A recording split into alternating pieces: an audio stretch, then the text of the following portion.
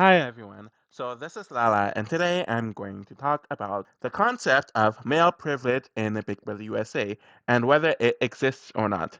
I spoke very recently about white privilege in Big Brother USA and thought I might as well talk about male privilege as well to see if it really is as strong as people claim it is or if it even exists. To start this off, it is always important to get into the definitions. So, male privilege is a system of advantages or rights that are available to men on the basis of their sex. It refers to the preponderance of power and opportunities available to men in society. A man's access to these benefits may vary depending on how closely they match their society's ideal masculine norm. So, that last sentence is what's the most important, in my opinion, since it shows the society's view of masculinity being the most important, and it generally is stating that this one main ideal of masculinity and maleness is what's important and what everyone should desire to be like, and what is aspirational or heroic to other people's eyes when it comes to men. And whoever fits that is going to have the most opportunities and they're going to use it towards their most advantage, and they're put on a pedestal when it comes to maleness. So, male privilege is rooted in male supremacy, which is the basis of males or people of either gender believing that males are superior to females and they contribute heavily towards patriarchal societies and the functions of it, where males hold primary power and predominant roles in political leadership, moral authority, social privilege, and control of property. With this also comes with the subordination of women, where men gain economic, political, social, educational, and practical advantages that are more or less unavailable to women. So, the long standing and unquestioned nature of such patriarchal systems, reinforced over several generations, tend to make the privilege invisible to the holders, meaning the men. And it can lead to males who benefit from such privilege to ascribe their special status to their own individual merit and achievements rather than to unearned advantages. So, how does this affect Big Brother? Technically, the casts of each Big Brother season, for the most part, are half men and half women, so things should be relatively equal as a response to that. And even in odd seasons, they either have one man over a woman or one less man over a woman, so the ratio is off by one.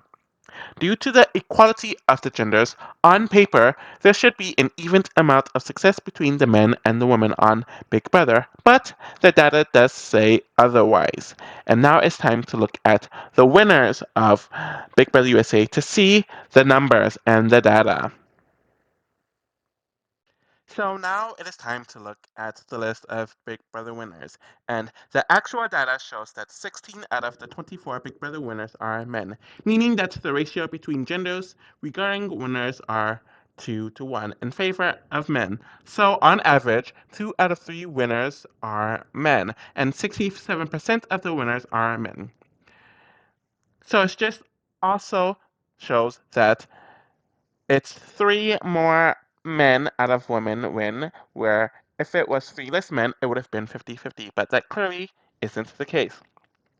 Honestly, I was expecting the data to be a lot more imbalanced, and while there was a balance in favor of men, it still shows that women have a decent chance to win the game. Just from looking at the list, there are definitely times where there are streaks of men winning consistently. So from Big Brother 7 to Big Brother 10, only men won, and the same thing happened from Big Brother 14 to Big Brother 17, where it was just a streak of men winning as well.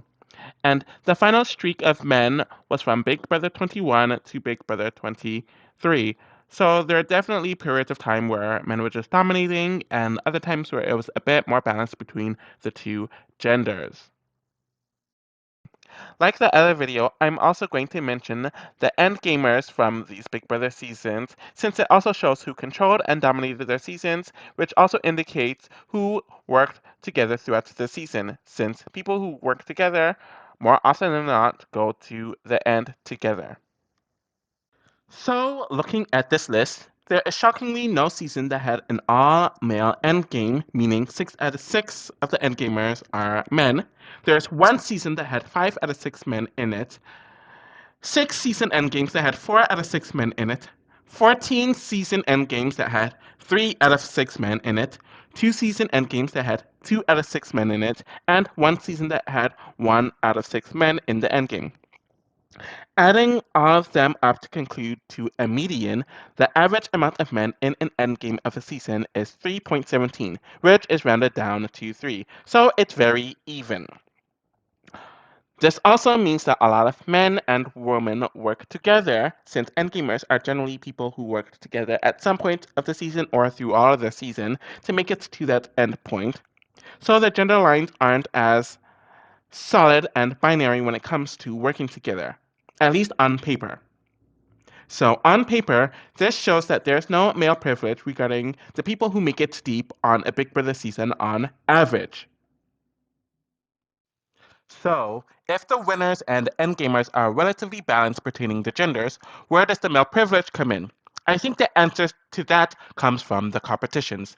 There's been a lot of discussion in the fandom about how the competitions have been more physical, and even the non physical competitions have more physical elements to it, even if the base of these competitions are something like luck or mental.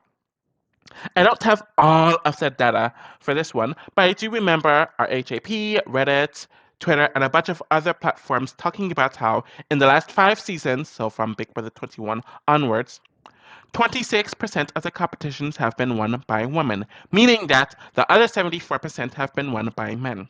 This was around the time where the competitions became a lot more physical by nature, and that's obviously going to affect younger people positively, but also men, who are on average more athletic than women. So, if you are a younger man who is fit, you can dominate the competitions and win out, where we essentially saw that with people like Jackson, Cody, and Jag. There are also people like Michael who comped out but didn't win in recent years. If you look at the charts here regarding the percentage of competitions won by women, it definitely has been inconsistent over the years, though it was a bit less than 50% from 2 to 5, then it rose again from 6 to 8, then it dropped down significantly from 9 to 10, rose again in 11, dropped again in 12 since that was a male heavy season, rose again in 13, which was a woman dominated season, dropped again due to the male heavy 14, then rose again due to the female heavy 15, dropped significantly from the male heavy 16, rose again in 17, which was more female dominated. Then it decreased a bit by 18 and 19, but it was nowhere near the lows of Big Brother 14 or 16. Then it rose again in 20, and then it's just been on an increasing decline in more recent years with no indication of it rising again, and we're at the lowest period. Compare it to past seasons, so let's just say from Big Brother 2 to 8 as an example, where half of the women won the competitions in those seasons, and I believe the exact stat is 52% regarding our comments that I saw, and that is a huge change to how it is now. I haven't done the full data myself pertaining the amount of competitions people won in a season, but just from the little I saw, a change is definitely present. When you win competitions, you have power and you have control on who is not only safe from eviction, but who's going to be nominated for eviction. With men winning a majority of these competitions in more recent years, that means that the seasons are being controlled by men more often than not. Just from looking at the chart that I'm showing here, you clearly see a pattern. One, not only does winning competitions becoming more important for determining the winners of a season, as you can clearly see the linear line going from about 10% to about 25 to 30% over the duration of Big Brother. But if you look at the highest or the winners that won the highest amount of competitions, almost all of them are men. Obviously, Jake won the most competitions at over 30%. He is a man. Then the next two are Cody and Jackson, which is only 3 to 4 years before Jag. Obviously, Casey is there, but she's a woman. But the next highest person is Rachel, who's an exception as she's a woman. Then moving from her, you have Ian, Hayden, Dan, and Drew, who are all over 20% with their competition wins, meaning that a majority of the people who are competition beasts and are winners are men. So there's a clear pattern that winning competitions is heavily important for the men to determine whether they become a winner or not, and the more silent men who didn't win as many competitions either don't win or they're not in the majority. And damn near all of the more recent male winners are people who won a lot of competitions, as even Xavier. Yes, even Xavier is someone who made it above the 20% mark. So, four of the last male winners have won some of the most competitions in their seasons and compared to the other winners. So, there's a clear pattern of competitions becoming more and more important as the years go on and in determining a winner. Another reason why I tend to think male privilege takes place in Big Brother USA is the simple fact that men generally work together easier than women do. We all know about the story of all women alliances falling apart in almost every single season that has ever taken place, more times falling apart as soon as they started or before they could really take off. With men, we see them stay a lot more tight knit to the point where they either dominate the entire season or last a decent while. The Three Stooges left the Dream Team, the Four Horsemen, Chilton 2.0, the Renegades, the Brigade, the Hitmen, the Executives, etc. are prime examples of male alliances in Big Brother. Even alliances that are mixed when it comes to genders clearly have a male hierarchy, and the males benefit from male privilege in their alliances, like Team Christ, the Quack Pack, the Leftovers, the Exterminators, the Detonators, Paul's Cult, the Cookout, the Leftovers, etc. A lot of men in their 20s are very simplistic in their mentality, viewpoint, and perspective. So, working with other young men is easy for them to do, and if they align with other men who are also competition beasts, it's a wrap. And we've seen this so many times. I think another element that causes for male privilege to happen, this might sound weird, are showmances. So typically, when a showmance forms in Big Brother, the two people in the showmance come in the house with different games and they want to play differently. But they get together and their games become one. What you tend to notice with many of these showmances is that the woman tends to focus more on the we, and the man starts focusing more on the me.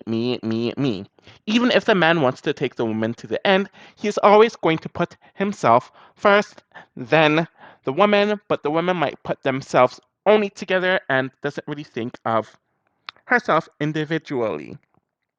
And this can kind of be the case with a lot of women who are in alliances with men and they're the only women. We've seen Diane work to get herself Andrew to the end, only for him to cut her. We've seen people like Polly and Cal consistently throw their showmances under the bus to better their own gang. And I'm pretty sure there are more examples where the man is seen as the leader and is a bit more selfish compared to the woman. And this causes a lot of the women in the showmances to kind of push other women under the bus and either knowingly or unknowingly work for their men. But the issue with that is you're creating a hierarchy and a structure in the house that benefits men, and you're not a man. So the woman is going to either get sacrificed or cut, or she's going to go to the final two and lose, just like Holly and Jackson. Okay, so that concludes my coverage about male privilege in Big Brother USA. And there's definitely a lot more nuance in this one compared to white privilege in Big Brother. And I think it's because the results aren't so black and white with male privilege, especially if you're just looking at it on paper. But once you delve into it a bit more, you definitely see how things start tipping more and more and more in favor towards the men. Anyways, thank you all for watching. I'll be back with more videos soon. I'm hoping that I'll be able to get more out on a consistent basis. You can like, you can subscribe, you can watch other videos, you can follow me on Twitter if you care. All that's in the description. And I'll be back with more soon. Thank you all and take care of yourselves.